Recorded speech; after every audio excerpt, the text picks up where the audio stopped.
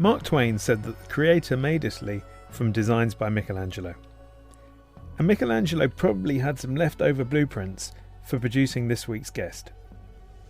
Gary Marenzi is an icon in the international TV business. And whether it's the spaghetti western, the sci-fi spectacular, or the British spy thriller, Gary has seen and sold them all.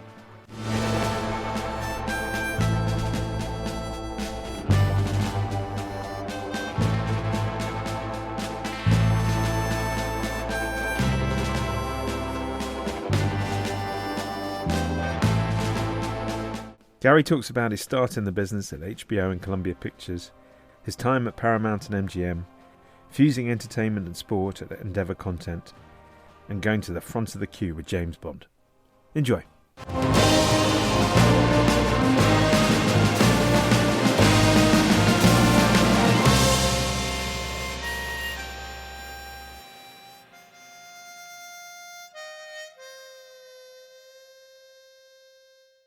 Hi, Gary. Welcome to the pod.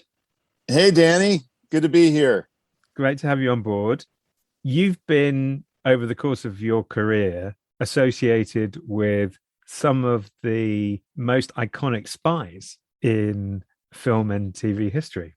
And so my question to you is based on your in-depth knowledge of the espionage world that I think you've accrued over this period of time.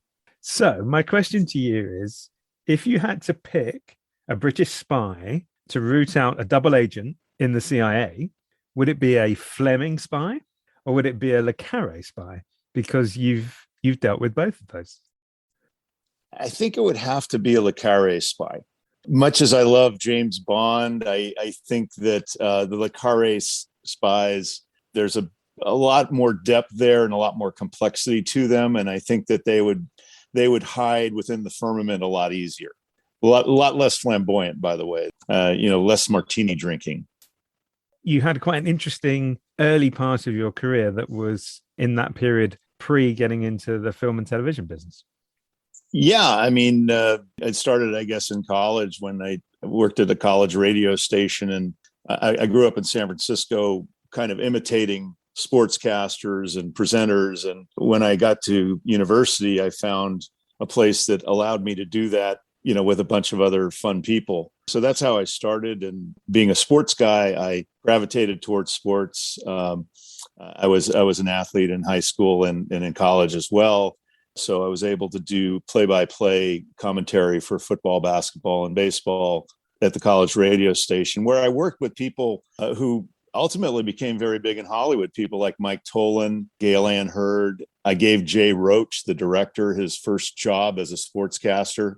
And a close friend of mine now, Rasha Droshkovich, who runs 44 Blue Productions here in town and does a lot of the big reality shows. So my time at KZSU Stanford was a lot of fun.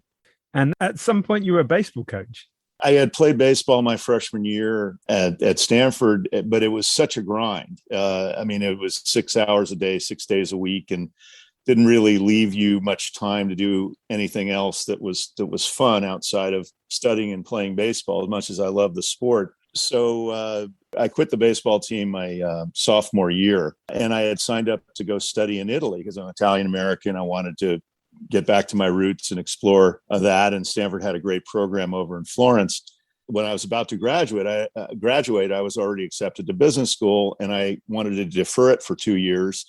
And I said, well, I'd like to get back to Italy. How do I get back to Italy and have somebody pay for it? And it just so happened that I knew some guys I played baseball with in high school, and there were some other guys from the college circuit who were Italian Americans and said, hey, the Italian Olympic Committee is trying to develop baseball in Italy, and they're looking for Italian Americans to come over and play or coach. And so 2 weeks after I graduated from college, I went over to coach a team in a little town between Bologna and Modena in the north of Italy, which was 4 kilometers from the Lamborghini factory. So I got to hear them test drive every morning. And that was a lot of fun. And then how did you make the move into the film and TV world?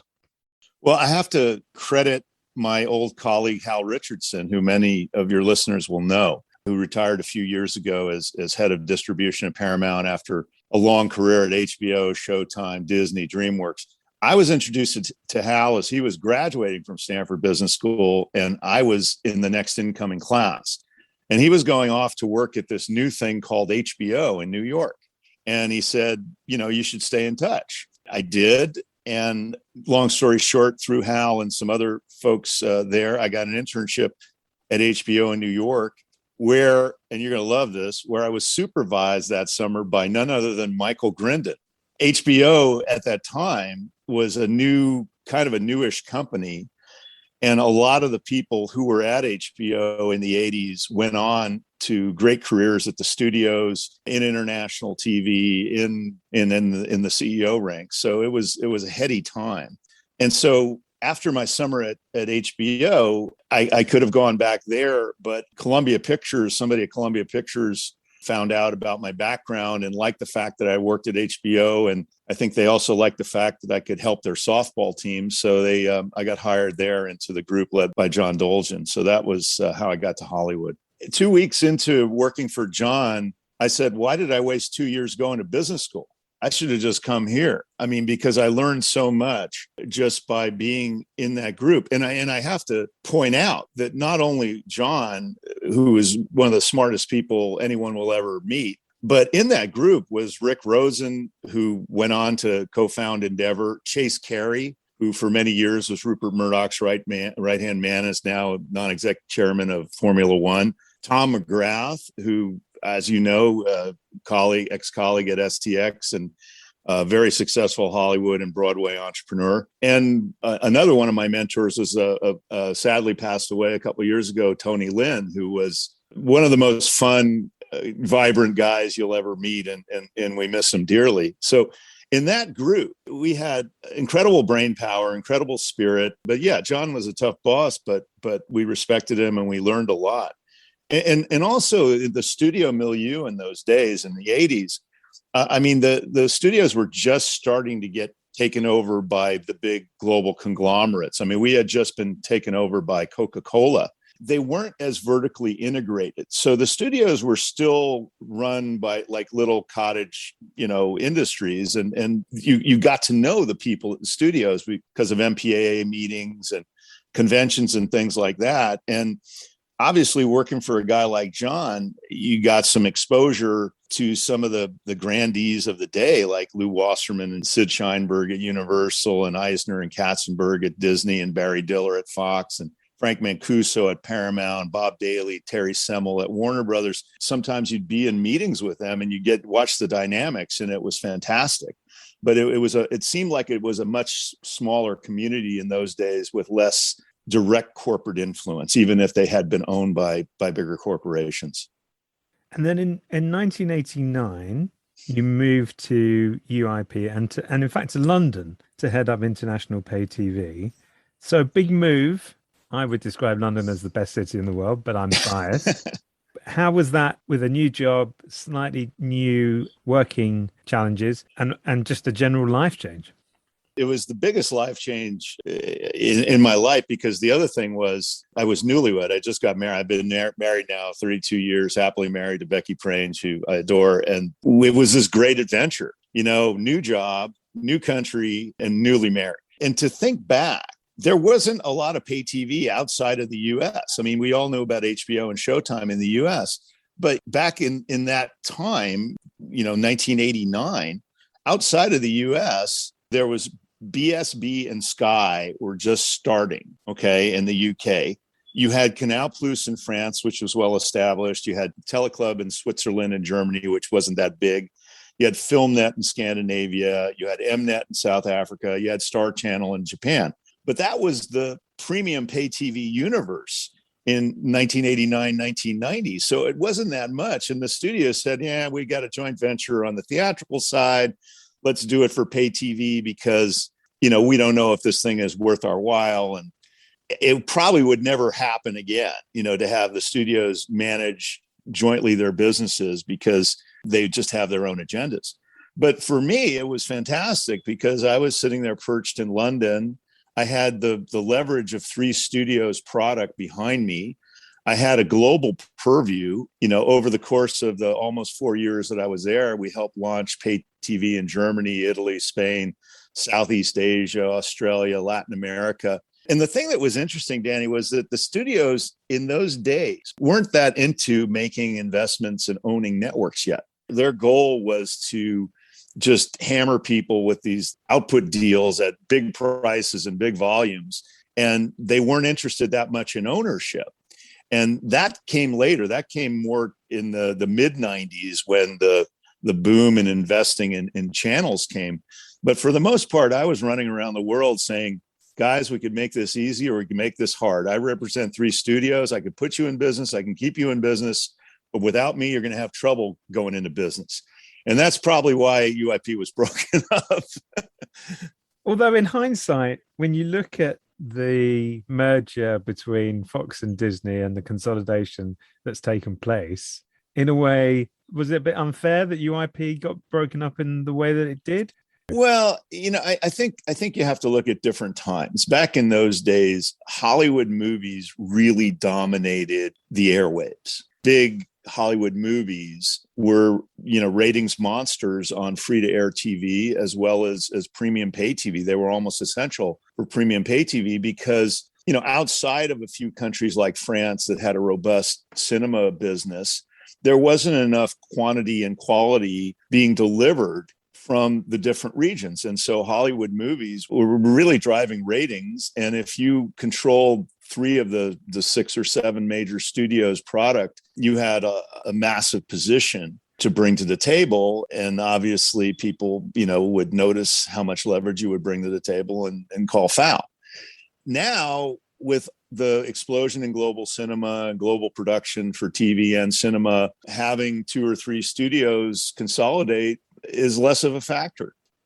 Your next 2 jobs in the late 90s and the 2000s were as president of international TV at Paramount and MGM. And that was a moment where you had Bond in your sales portfolio. Was that an exciting thing to have? And I say that with a Bond film on release at the moment. So we're all a little bit in that world of excitement. Well, look, Bond is just amazing. I mean, so many countries around the world, you mention James Bond or you show the MGM logo and all of a sudden you go to the front of the line. It was fantastic. That said, I spent 2 stints at MGM where MGM was not in its strongest position.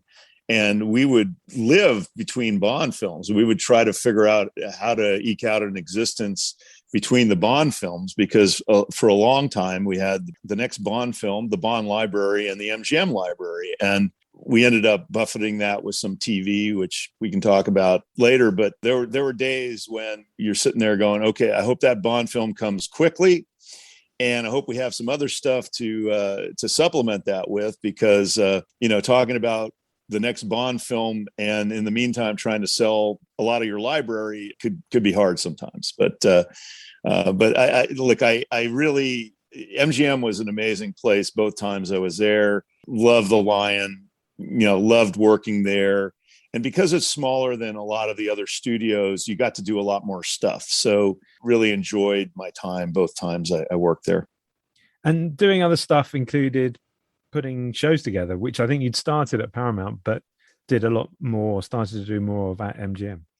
Yeah. I mean, look, at Paramount, I was working for Carrie McLuggage, who was a prolific, TV executive, and we had 4 or 5 other production units. And so running international TV at Paramount, doing co-productions was really just a way to develop better business relationships with other companies and some of our buyers. So we did shows like The Dead Zone, which was then a new company called Lionsgate. We did 3 shows with Lionsgate with Kevin Beggs and John Feldheimer at the outset of when they were starting there. And Dead Zone was the most successful of those shows. It went several seasons on USA Network, and it's still something that's good in the library today. At MGM, it really was different. It was really a necessity to stay relevant in the eyes of the buyers between those James Bond films. from the earliest days, when we launched the Outer Limits and Stargate, to the second time around when we were going bankrupt, we were getting crushed by debt, and we were heading towards a pre-pack bankruptcy, probably, unless we could sell ourselves. And in the midst of that, we were able to launch both Teen Wolf and Vikings, which turned out to be very successful shows for the company. So lots of challenges, but having a mixed portfolio of both feature films and TV was essential, and finally was able to convince, with a lot of my colleagues, the others at MGM, that it was necessary to do that.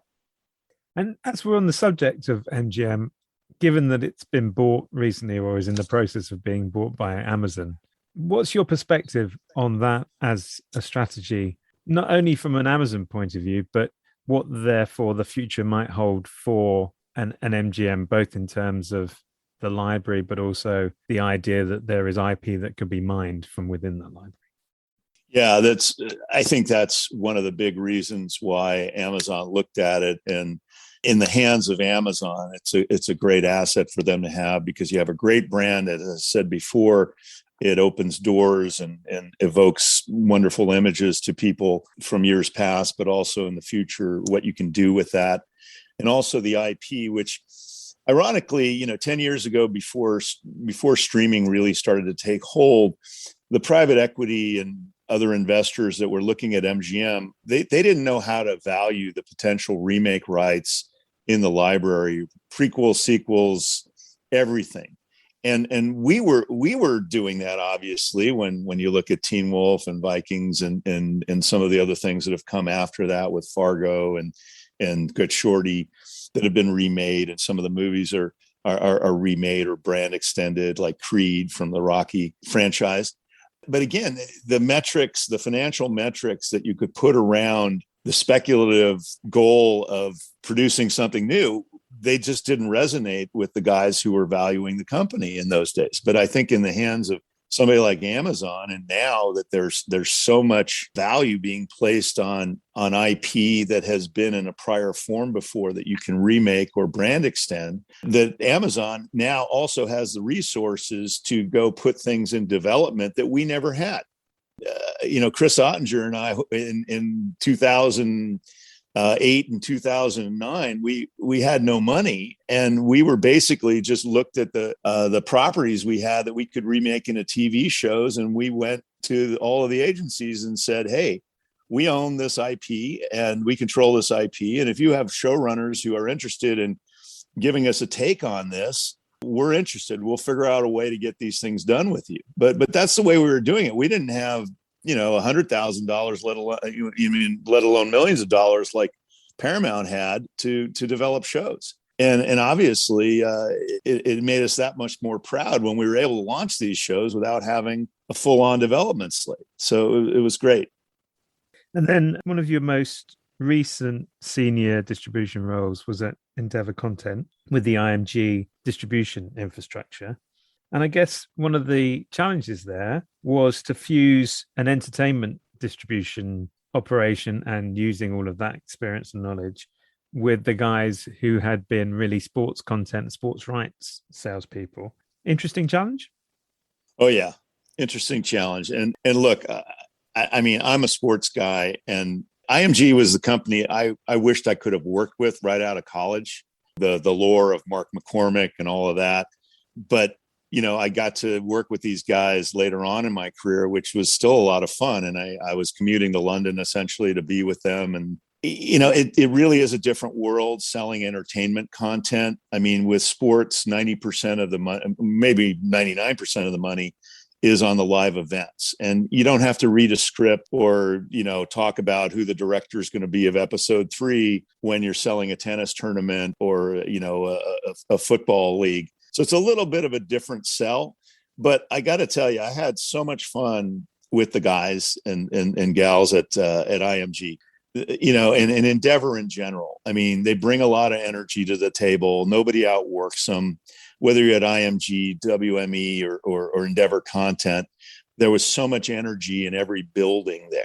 But in particular, the IMG guys, yeah, there were days where you felt like you were a square peg trying to fit into a round hole. but overall, the guys were helpful, and we got along great, and we did a lot of good work together. I just think that, in terms of selling entertainment, especially the kind of entertainment we were, where it was very auteur driven, very script driven, that it's a bit of a different skill set than what the sports team had. But I think there was a great understanding, and we had a lot of fun together. And was that the first time that you had UK content?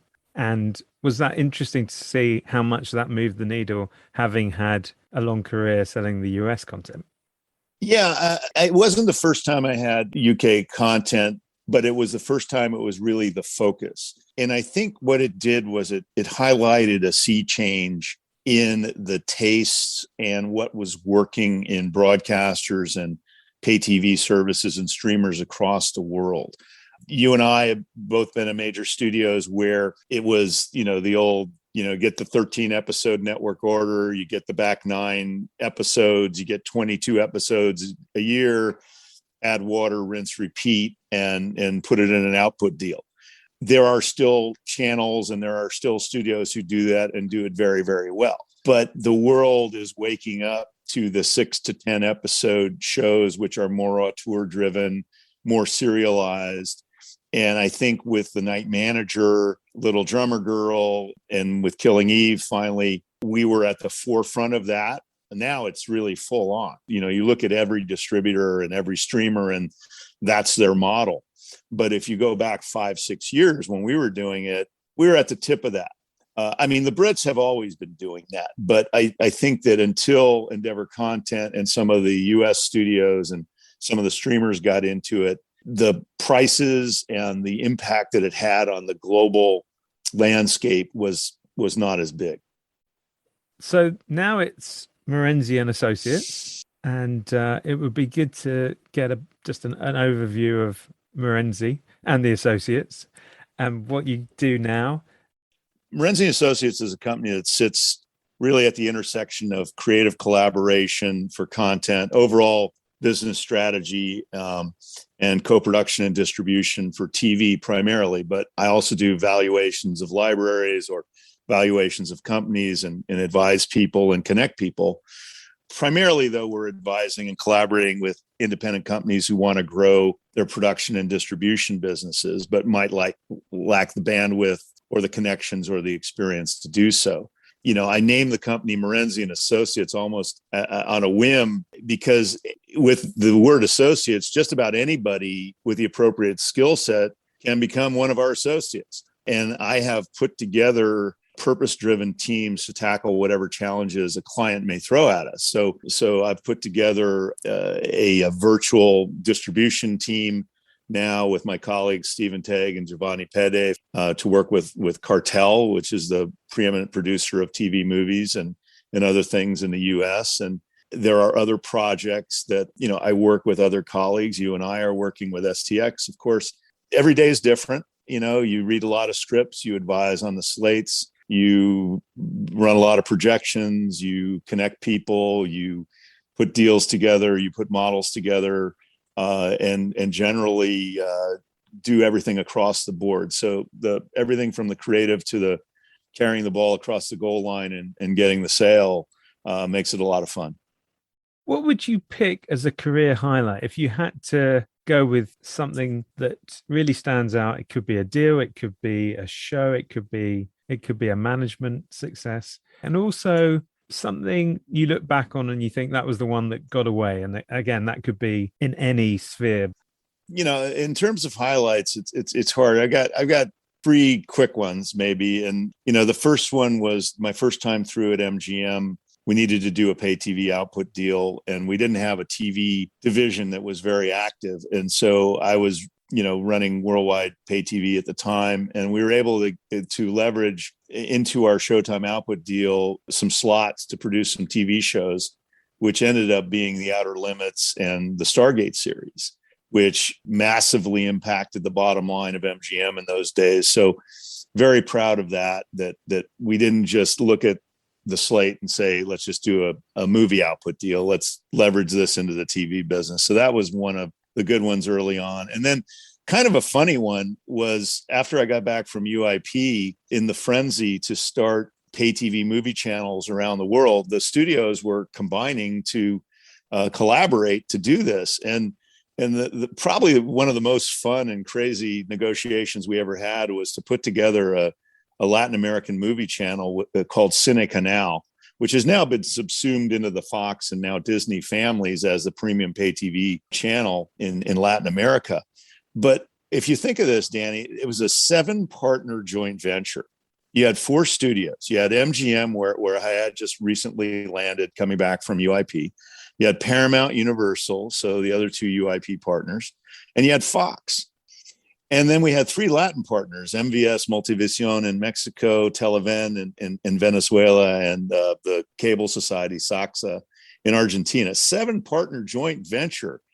And somehow we got the thing done after sitting in boardrooms in Mexico City and Buenos Aires and Miami and New York over, a 9-month period. And it was probably one of the most fun experiences I had, because you would be tensely negotiating amongst the studio partners, and then you'd be going out and going to Plaza Garibaldi in Mexico City, having tequila and listening to mariachi bands and smoothing things over the rest of the evening. So it was a lot of fun. And then I think I mentioned it before, launching Teen Wolf, especially when MGM was very challenged, was tough. And at the time, MGM was run by these financial administrators who weren't from the business, and they were kind of questioning, well, why are we going to do this TV show? We have to make an investment. We have to make an investment in a pilot with MTV. And they were grilling me, and Chris Ottinger and my team. And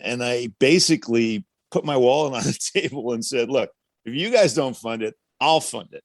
And they backed off. They funded it. The show went 100 episodes and has been a big contributor to MGM. So, I think that was a proud moment, although you're sitting there looking back, why did we even have to do that at the time?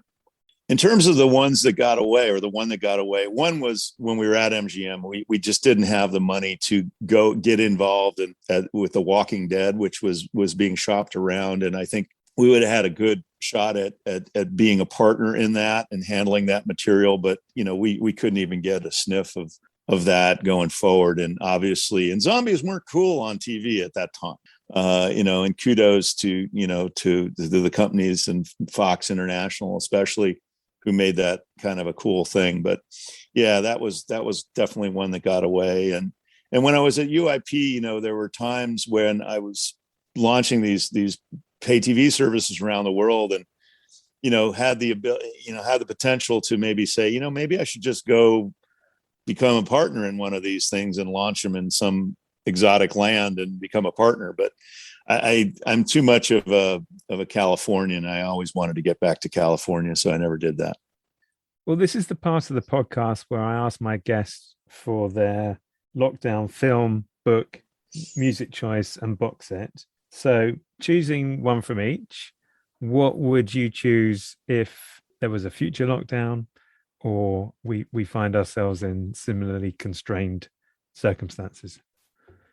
Yeah, and this is probably the hardest part of this interview. There's so many choices, but for film, I would say Mediterraneo, which is an Italian film directed by Gabriele Salvatores, which won the Oscar for Best Foreign Language Film in 1992. It's about a group of misfit Italian soldiers who are sent to occupy a remote Greek island during World War II. And instead of reigning over the locals, they kind of assimilate with them and just kind of ride out the war in a remote area where they're sort of cut off from the rest of the war that they didn't really care about anyway. So it's a very emotional, serio comedy, and I encourage people to watch that. As far as a book, I would say Shantaram by Gregory David Roberts, from 2003, which is now been a long gestating television project, which Paramount and Anonymous Content and Apple, I think, are going to be coming out with in the next several months. I don't read a whole lot of books. I read a lot of scripts. And I remember coming back from a road trip with, this 937-page book that somebody had recommended that I read. And my wife, who reads a novel a week, looked at me and laughed and said, yeah, you're going to read a 937 page book. But I tell you, it's a great book. It's a great read. It's such a cinematic world about an Australian bank robber who somehow escapes to India and remakes his life in the Mumbai underworld, and then adventures ensue from there.